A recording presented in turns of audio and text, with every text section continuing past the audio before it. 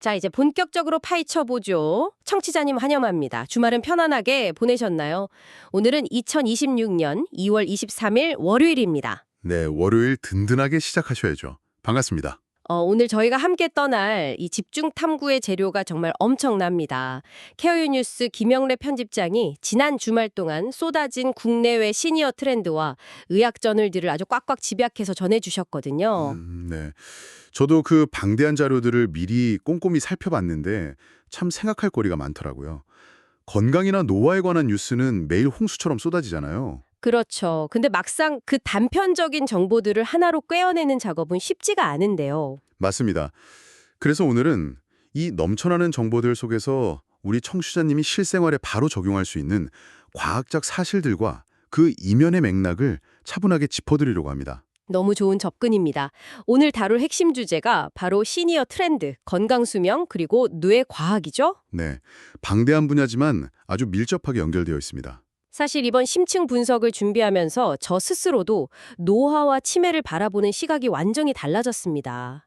단순히 병을 어떻게 피할 것인가의 문제를 넘어서 일상 속의 작은 습관들이 인지 능력을 지켜주고 나아가 삶의 존엄성을 어떻게 지켜내는지 찾는 거죠. 완벽합니다. 바로 그 숨겨진 연결고리를 찾아내는 게 오늘의 미션입니다. 우선 평생에 걸쳐 뇌를 자극하는 방식에 대한 이야기부터 시작해 볼까요? 미국 러스헤드 메디컬 센터에서 아주 흥미로운 장기 추적 결과를 내놓았더라고요. 네, 그 연구 참 흥미로웠죠. 평균 연령 80세의 노인 1939명을 무려 8년간 관찰한 데이터잖아요. 맞아요. 이 데이터가 시사하는 바가 꽤 큽니다. 평생에 걸쳐 배움을 이어가며 이른바 인지적 풍요를 누린 사람들은 알츠하이머 발병 시기가 평균 5년이나 늦춰졌어요. 88살에 발병할 증상이 94살로 지연된 셈이죠. 위암도 자체도 38%나 낮았습니다. 제가 여기서 가장 흥미로웠던 건 여기서 말하는 배움이 꼭 책상 앞에 앉아서 어려운 수학 공식을 풀거나 자격증을 따는 그런 공부만 의미하는 게 아니라는 점이었어요. 정확히 보셨습니다. 연구진이 평가한 항목들을 들여다보면 굉장히 일상적입니다. 어릴 때 누군가 책을 읽어준 경험이나 집안에 지도책이 있었는지, 도서관에 자주 가는지가 다 포함되거든요. 아, 일상 곳곳에 흩어진 다양한 지적 호기심이 우리 뇌를 자라게 한다는 거군요. 생각보다 훨씬 즐겁고 다채로운 방식이네요. 네, 맞습니다. 호주 모나 시대의 최근 연구를 보면 이 즐거운 자극의 끝판왕이 등장합니다. 청취자님들도 일상에서 자주 하실 텐데요. 바로 음악 감상입니다. 아, 음악 감상이요? 거의 매일 음악을 듣는 것만으로도 치매 위험이 무려 39%나 감소했다는 그 연구 말씀이시죠? 네, 그렇습니다. 심지어 악기를 직접 연주하는 그룹의 감소폭이 35%였는데 단순히 감상하는 쪽에 예방 효과가 더 컸다는 게 정말 의외의 결과였습니다. 언뜻 생각하면 악기를 연주하는 게 뇌를 훨씬 더 많이 쓸 것 같은데요. 음악을 들을 때 뇌에서 일어나는 반응을 보면 이해가 되실 겁니다. 청각 피질만 쓰는 게 아니거든요. 과거 추억을 부르는 해마가 활성화되고 감정을 조절하는 편도체까지 동시에 자극을 받습니다. 뇌 전체에서 동시다발적으로 불꽃놀이가 일어나는 거네요? 그렇죠. 감각과 뇌의 신경망이 아주 촘촘하게 연결되어 있다는 완벽한 증거입니다. 226%나 향상됐다고 하죠. 향기 하나로 기억력이 3배 넘게 좋아진 건데 이게 후각신경의 독특한 구조 덕분입니다. 시각이나 청각은 여러 정거장을 거치지만 후각은 해마로 직행하는 고속도로를 가지고 있거든요. 아, 기억 중추로 냄새가 바로 꽂히는 거군요. 네, 수면 중에 지속적인 향기가 해마와 다른 뇌 부위를 연결하는 신경다발을 튼튼하게 만들어준 겁니다. 잠든 뇌세포를 흔들어 깨운 격이죠. 정말 마법 같네요. 또 하나 눈여겨볼 자극은 사람과의 연결이었습니다. 네덜란드 틸비르흐대 연구를 보면 손주를 돌보는 60대 할머니들의 뇌 건강이 오히려 좋아졌대요. 육아가 몸은 고단하지만 아이와 상호작용하고 질문에 답하는 과정 자체가 엄청난 인지 훈련이 되거든요. 한국 대교가 경남에서 시작한 브레인 트레이닝도 비슷한 맥락입니다. 학습지만 푸는 게 아니라 사람들과 소통하면서 사회적 자극을 주고받는 거잖아요. 결국 음악 듣고 향기 맡고 사람들과 부대끼는 게 뇌를 튼튼하게 만드는 과정이네요. 이걸 뇌과학에서는 인지 예비능을 쌓는다고 부릅니다. 뇌의 비상금을 두둑하게 저축하는 거죠. 스트레스로 해마가 위축돼도 뇌의 가소성 덕분에 일상의 자극으로 신경망을 언제든 복구할 수 있습니다. 뇌가 끊임없이 변화하는 생태계 같네요.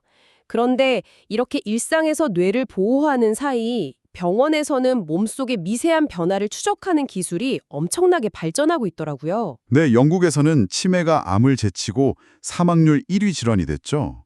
이와 맞물려서 미국 노스웨스턴대와 워싱턴대 연구팀이 발표한 혈액 검사 기술이 큰 파장을 일으켰습니다. 피타우 217 단백질을 추적하는 기술이요?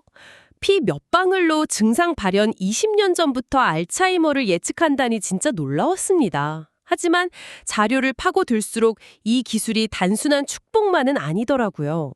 아주 예리하십니다. 이 지점이 현재 전 세계 의료계가 치열하게 맞붙고 있는 순수 의학적 논쟁거리거든요. 과연 무엇을 치매로 진단할 것인가 하는 딜레마입니다. 원인 단백질만 보이면 무조건 치매인가요? 일부 전문가들은 생물학적 관점에서 그렇게 주장합니다. 증상이 없어도 원인이 보이면 질병 초기 단계로 선제 진단하자는 거죠. 하지만 반대편에서는 실제 인지저하 증상이 동반되어야 병이라고 강하게 맞섭니다. 한쪽 진영의 의견만 들을 수는 없는 문제네요. 정치적 논쟁이 아니라 순수한 객관적 의학 논쟁이니까요. 맞습니다.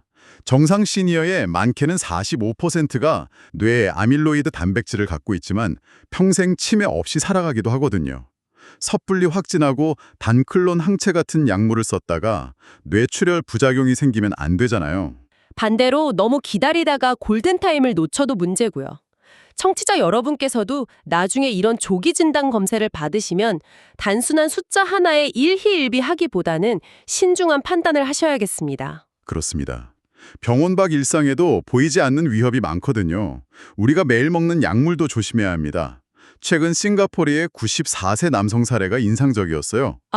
우울증 약인 미르타자핀을 복용한 후에 팔불안 증후군이 온 사례 말씀이시죠?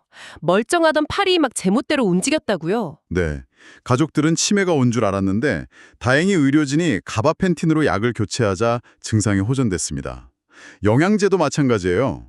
비타민 B12나 D, 멀티비타민은 좋지만 과유불급입니다. 고용량 칼슘 보충제가 오히려 심장마비 위험을 20%나 높인다는 데이터는 정말 충격이었어요. 흡연자의 항산화제 섭취도 역효과가 난다고 하니 묻지마 복용은 절대 금물이네요. 게다가 환경적 요인도 큽니다.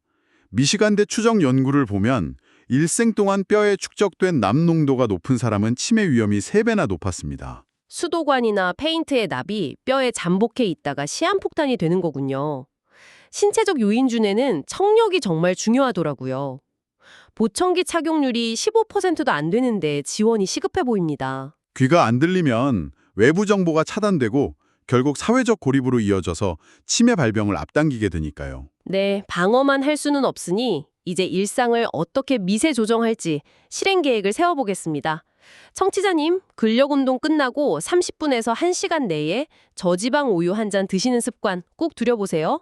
240ml 정도요. 단백질이 근력 회복에 좋고 골다공증 예방에 기가 막힌 효율을 냅니다. 수면 시간도 정말 중요하죠. 워싱턴 포스트 보도를 보면 딱 1시간만 더 자도 심혈관 질환 위험이 11%나 줄어듭니다. 잠자는 동안 뇌에 청소차가 들어온다는 비유가 참 좋았어요.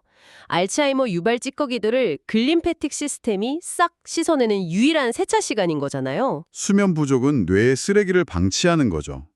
그리고 운동도 살을 빼려면 아침 공복, 근력을 키우려면 체온이 높은 오후 2시에서 6시 사이가 최적입니다. 우유 한 잔, 수면 1시간, 운동 타이밍, 이 디테일들이 모이니 삶의 질이 확 달라지겠네요. 하지만 이 습관들을 완성하는 마지막 퍼즐은 결국 사회적 환경에 있다고요. 네, 호주 뉴사우스웨일즈대 연구를 보면 사회적 취약성에 놓인 노인들은 치매 위험이 50%나 폭증했습니다. 우유 잘 마시고 잠 잘 자도 사회적으로 고립되면 위험한 거죠. 현 지역 치매가 늘어나는 것도 같은 맥락이네요.